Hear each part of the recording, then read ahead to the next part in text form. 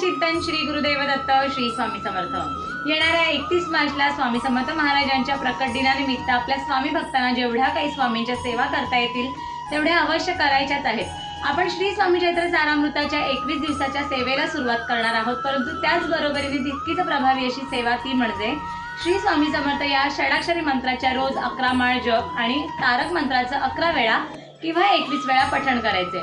तर ही सेवा सुद्धा तुम्ही 11 मार्चला सुरू केली तर 31 मार्च पर्यंत तुमची 21 दिवसाची ही सेवा पूर्ण होते। पहिल्या दिवशी जेव्हा तुम्ही संकल्प करणार आहात त्या दिवशी तुम्हाला स्वामी महाराजांना तुम्ही कोणकोणत्या सेवा करणार आहात हे सांगायचं आहे आणि मग तुम्हाला या सेवेला बसायचं आहे। संकल्पयुक्त सेवा असल्यामुळे तुम्हाला मांसाहार आणि मद्यपान मात्र 21 दिवस पूर्णतः बंद ठेवायचे।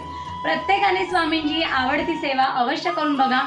जर तुम्हाला यातली कोणतीच सेवा जमली नाही तर फक्त तुम्ही स्वामींचं नामस्मरण तरी मात्र 21 दिवस तरी अवश्य करा। स्वामी महाराज तुमच्या मनातल्या सगळ्या चांगल्या इच्छा पूर्ण करू देत। धन्यवाद। श्री स्वामी समर्थ।